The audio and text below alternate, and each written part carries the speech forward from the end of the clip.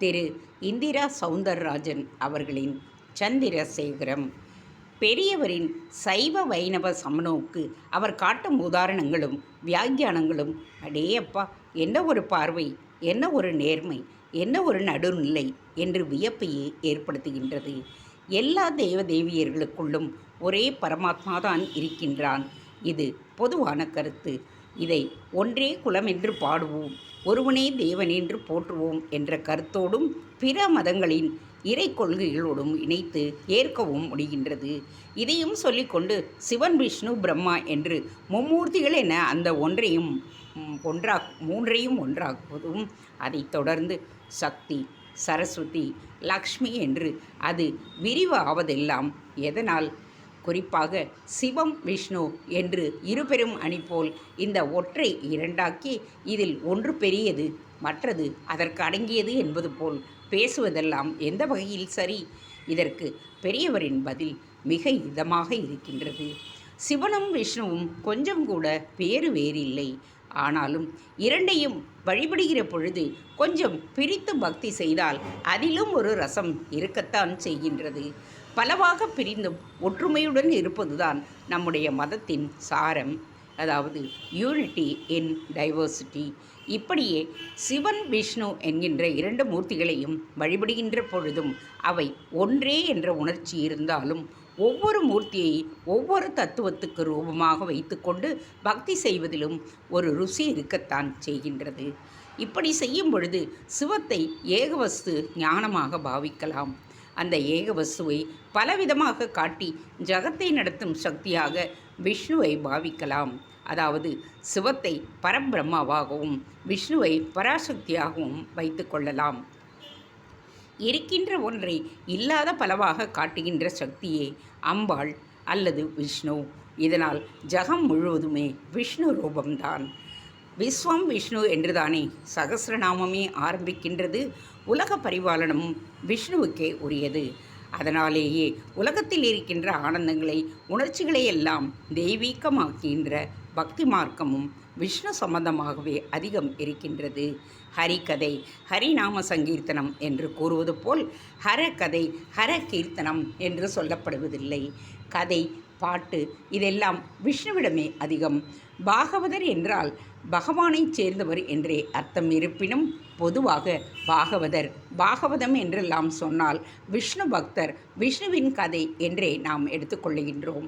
பிரபஞ்ச சௌகரியங்களெல்லாம் வைத்து பூஜை, பஜனை, கதை என்பது எல்லாமே விஷ்ணு சம்பந்தமாகத்தான் இருக்கின்றது. இதை விட்டுவிட்டு இதற்கு ஆதாரமான சாந்தத்தில் திளைக்கும் பொழுது சிவ சம்பந்தம் அதிகம் தோன்றுகின்றது. சிவஞானம், சிவயோகம் என்று சொல்லுகிற மாதிரி விஷ்ணு ஞானம், விஷ்ணு யோகம் என்பது காணப்படவில்லை. பலவாக இருக்கின்ற உயிர்கள் அனைத்தும் விஷ்ணு என்பதால் சர்வம் விஷ்ணுமயம் ஜகத் என்றே வாக்கு தோன்றி இருக்கிறது. பலவாக காண்பது போனால் சர்வமும் போய்விடும். அப்புறம் ஏகம்தான் இருக்கும். ஏகம் இருக்கும் பொழுது சர்வத்துக்கு இடமேது? இந்த ஏகத்தை அனுபவிக்கின்றவனை தவிர ஜகம் என்றும் ஒன்று தனியாக கிடையாது. ஜகமும் அடிபட்டு போய்விடுகின்றது. சிவம் ஒன்றே எஞ்சி நிற்கின்றது. இதனால்தான் சிவமயம் என்கின்றார்கள். விப்ஜிஆர் என்கின்ற ஆங்கில எழுத்துக்களில் கருப்பும் வெளுப்பும் இல்லை. இங்கே வெள்ளை சிவன், கரிய திருமால் ஆகிய இருவருமே பிரபஞ்ச வர்ணங்களில், அதாவது லௌகீகத்தில் சேராதவர்கள்தான். எதை எரித்தாலும் முதலில் அது கருப்பாகின்றது. ஆனால் அப்பொழுதும் எரிப்பட்ட வஸ்துவுக்கு நிறம் மாறினாலும் ரூபம் அப்படியே இருக்கும். நியூஸ் பேப்பரை கூட கொளுத்திவிட்டு பார்த்தால் அது கருப்பானாலும் அந்த கருப்புக்குள் அதிக கருப்பாக எழுத்துக்களும் தெரியும். ஒரு துணிக்கும் இது பொருந்தும். எரிந்த இந்த நிலையில்தான் சர்வம் விஷ்ணு மயம் ஜகத். எல்லாம் இருப்பது போல் இருந்தாலும் லௌகீகமாக இல்லாமல் தெய்வீகமாக பக்தி ரூபத்தில் இருக்கின்றன. யோகத்திலும் ஞானத்திலும் ஆன்மாவை புடம் போட்டால் அதுவும் நீர் போய் பஸ்பமாக ஆகிவிடுகிறது. எரிகிற வஸ்துக்கள் கருப்பானாலும் கடைசி வரை எரித்தால் முடிவில் வெள்ளை விளையர் என்று நீராகின்றன. இதுதான் சிவமயம். பெரியவரின் இந்த சிவம் விஷ்ணு குறித்த சிந்தனை என்னை வெகுவாக சிந்திக்க வைத்தது. என்னை மட்டுமா? இதை வாசிக்கும் யாருக்கும் தான் சிந்தனைகள் தோன்றும். அவரவரின் வியாக்கியானம் தொடர்கின்றது.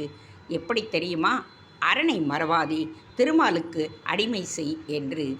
எரிந்த மரம் கரியாகின்றது. அந்த கரியும் முதிர்ந்தால் வைரமாகின்றது. உலகம் இருந்த போதும் அதன் மாயை விஷ்ணுமயமாக தெரிகின்ற பொழுது நம் அஞ்ஞானம் கரியாகி போன நிலையில் இருக்கின்றோம்.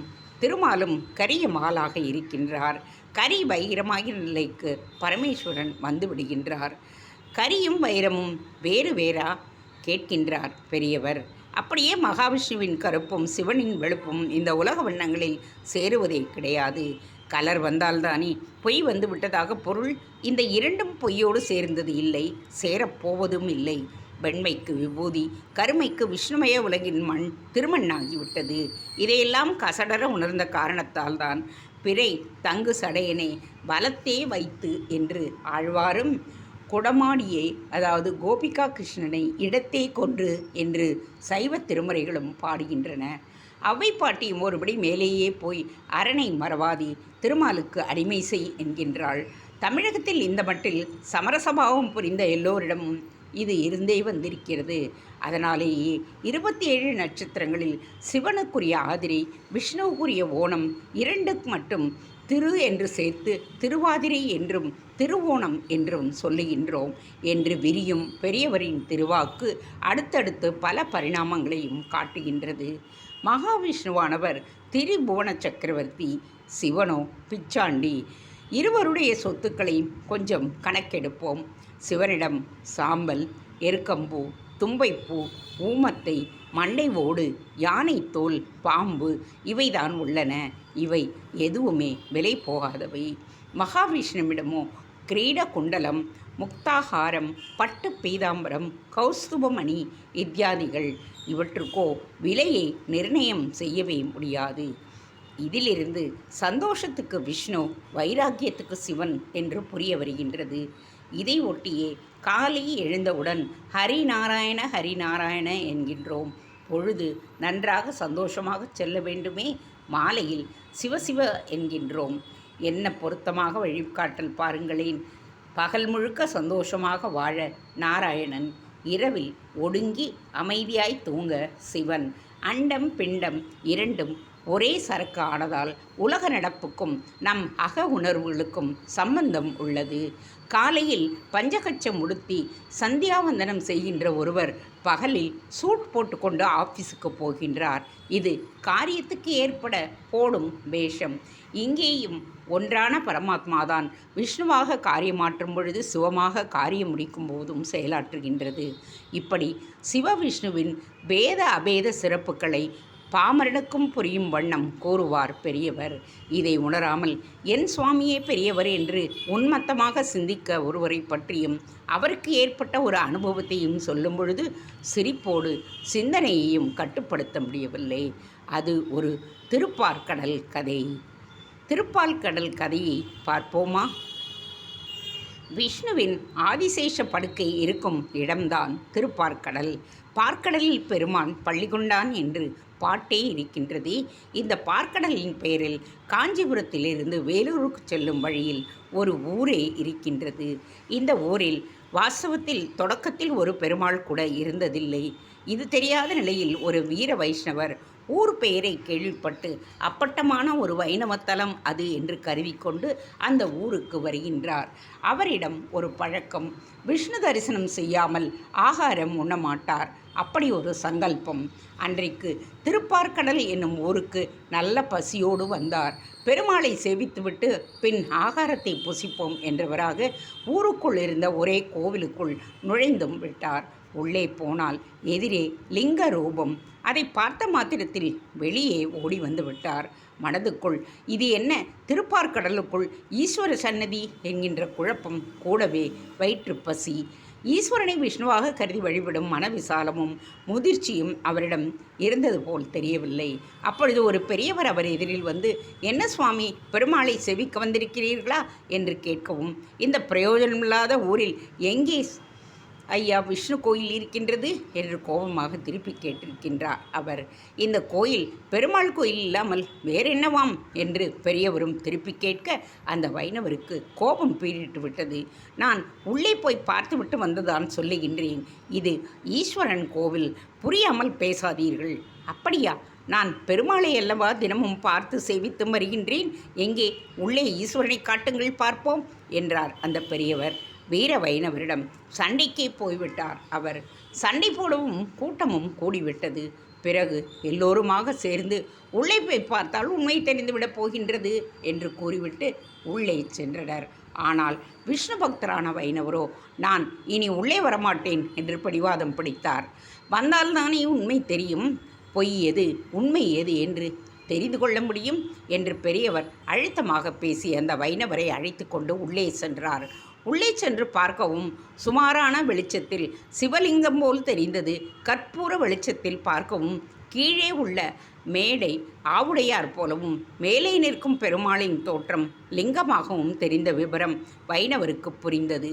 வைணவரிடம் அடடா, சரியாக கவனிக்காமல் நாம் ஏமாந்து விட்டோமே என்கின்ற ஒரு அசூயை. அப்படியே தன்னோடு சண்டை போட்ட பெரியவரை தேடினால் அவரை காணவில்லை. அவர் சந்நிதிக்குள் மாயமாக மறைந்து விட்டிருந்தார். பெருமாளே கிழவராக வந்து தனக்கு உணர்த்த வேண்டியதை உணர்த்தியதை அந்த வைணவரும் பிறகுதான் புரிந்து கொண்டார். இதுதான் திருப்பார்கடல் கதை. இந்த கதையை தன் தெய்வத்தின் குரல் மூலமாக நமக்கெல்லாம் சொல்வதன் மூலம் மகா பெரியவர் உணர்த்த விரும்புவது ஒன்றைத்தான், துவேஷம் வேண்டாம். அதனுள் தேங்க்ஸ் ஃபார் வாட்சிங்.